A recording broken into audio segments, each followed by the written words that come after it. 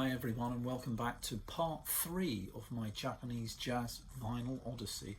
This will be the final part because in fact it was a shorter leg of the journey that I have to cover in this particular posting. Anyway, before we do go there, let's just pause for a moment and go back to Shibuya, in fact Disunion Jazz. And in my previous video, in the second posting, I showed a number of discs that I bought from there. In fact, I think there was a CD as well. Some lovely vinyl on display there. Obviously prices were slightly prohibitive for original pressings on things like first pressings of Blue Note and Prestige, etc. But there was some lovely jazz up on the wall, and we'll pause just here to have a quick look at a video of that. So here I am in central Tokyo looking at Disunion Jazz in Ochanomizu. And you can see they've got a lot of jazz here, a lot of high prices as well. They know their stuff, but boy are they good for choice. You've got Blue Note, Impulse, Riverside, Prestige, you name it. I'm just looking down one wall at the moment.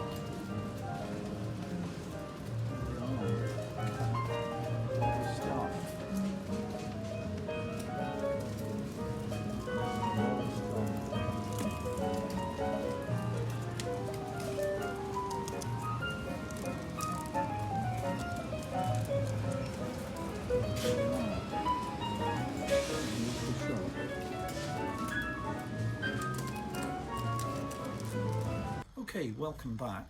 Yeah, as you could see, there was some really great stuff up on the walls in Disunion Jazz.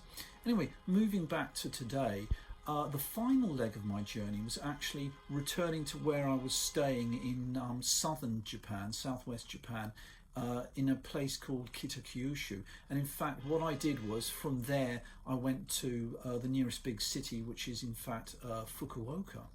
And in Fukuoka, I did a whole day's shopping there. It was absolutely wonderful. Again, blistering heat down there at that time of year in Japan. I was there in August.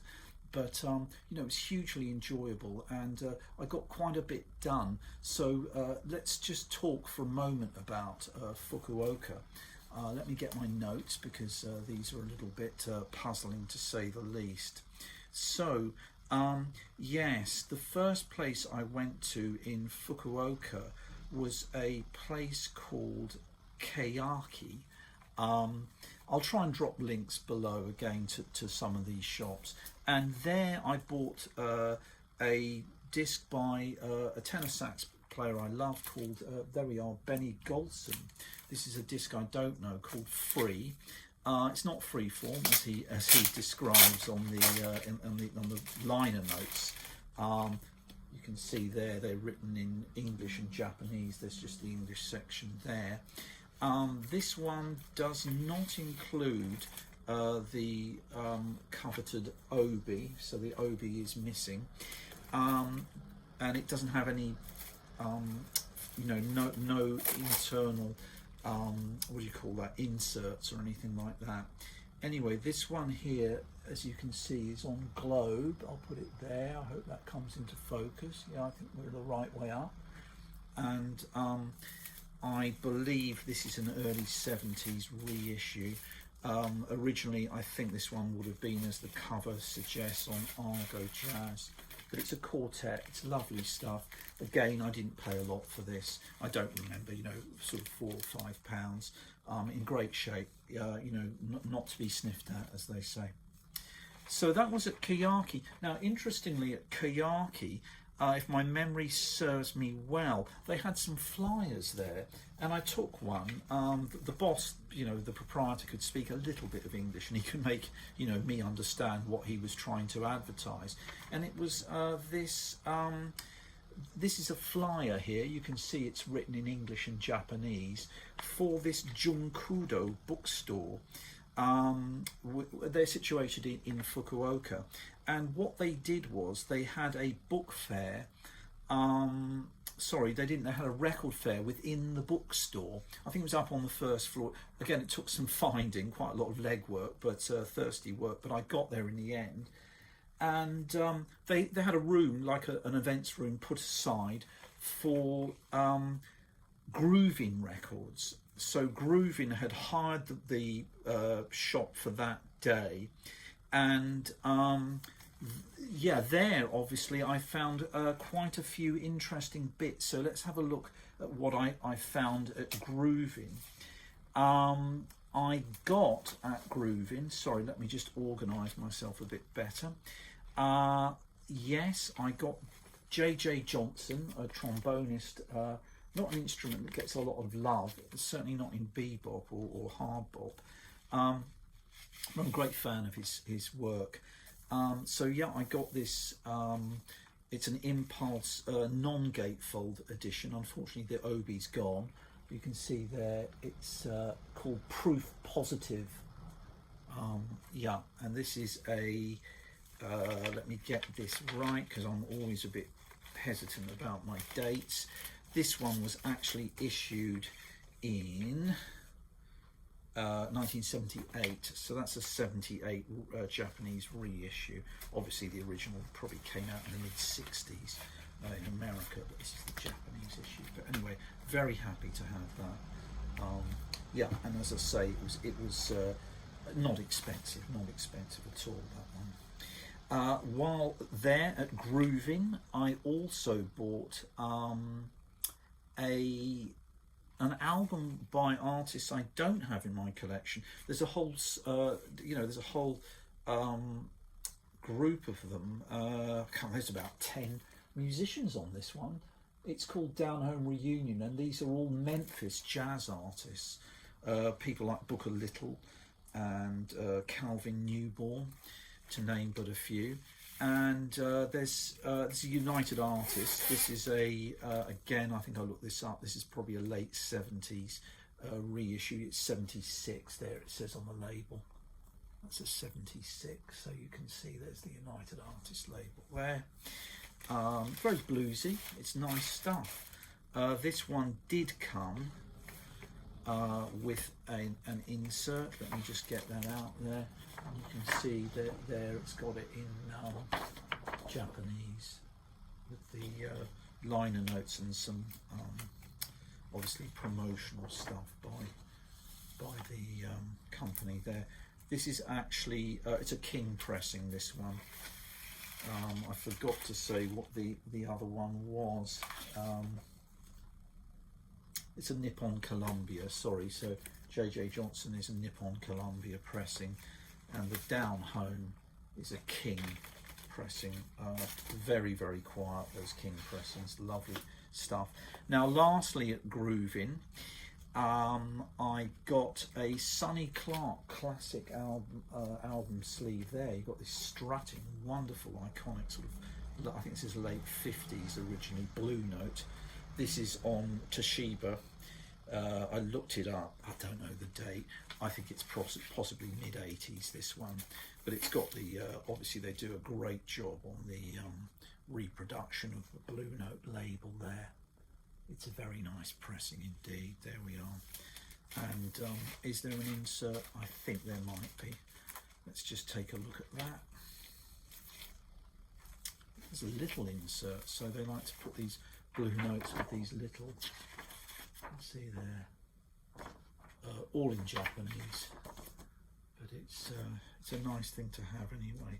So that was my last purchase from Groovin Records in Fukuoka. So that's how I spent my day there. Now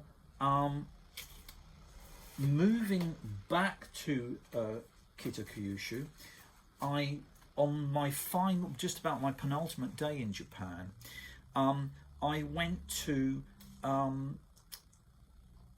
the nearest town, which is only about 5 or 6 miles down the road, called Kokura, and they've got a couple of interesting record shops. Now the one I went to was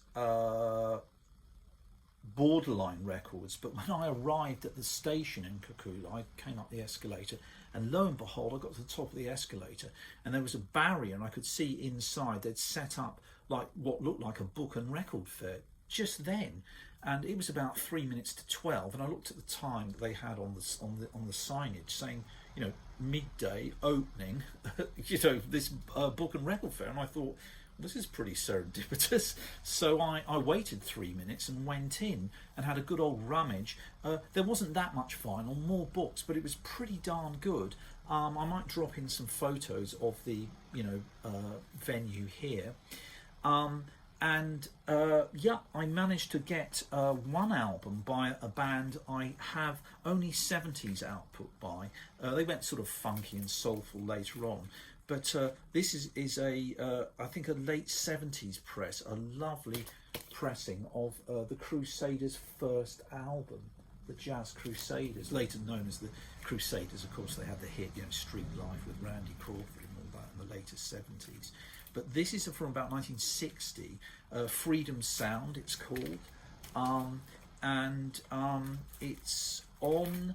let me get this right. Well, Pacific Jazz originally. This is a King pressing. There you go. And I think this one's about 1979 or so, late 70s. And I'll show you the label. Yeah, I like the Crusaders. Perhaps I prefer their musicianship to their composition, I would say.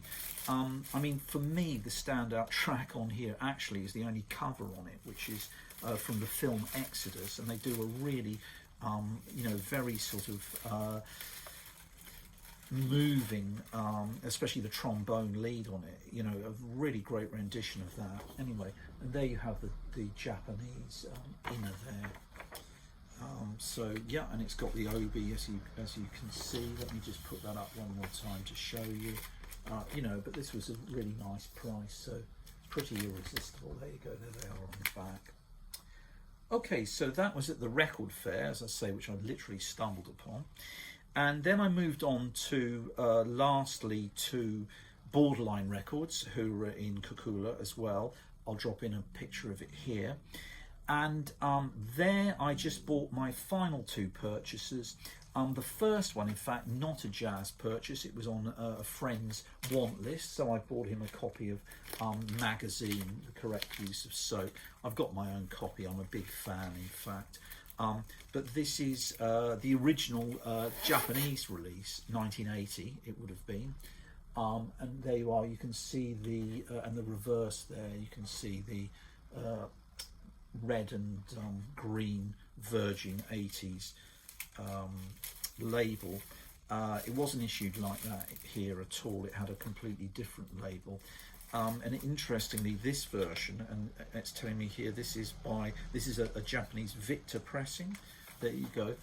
It actually features an inner there. So you've got a picture of the band, you can see there, and the lyrics all reproduced in English on the back. So that's again a very nice Japanese issue, you know, an original there. And it's a lovely press, you know, again, it's quiet as a mouse, great stuff. So there we are, we've got the magazine.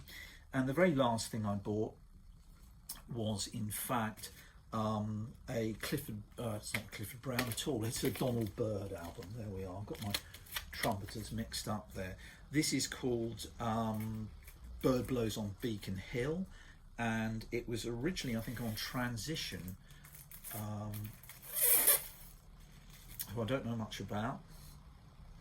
Anyway, this is a really nice edition. I hope you can see that. It's got a sort of golden grey label, and I believe, let me double check, I think this is a King pressing as well. They tend to be, let me have a look here. Yeah, it's a King, and I believe this one is probably from the 1980, 79, there you go. I was almost there, 79, I hesitated, but I was very close. Yeah, so it's an early Donald Byrd album. I think this one came out in the mid-50s, in fact, so it's quite an early recording, but it's a great one. Yeah, so that sort of concluded my record shopping in Japan. And while I was there, I visited what's called Kokura Castle. I'll drop in a couple of images here. And you can see I got involved in some antics with some locals. But anyway, I hope you've enjoyed this series of 3 postings on my Japanese jazz vinyl Odyssey. And I shall see you very soon. Thanks for watching. Bye.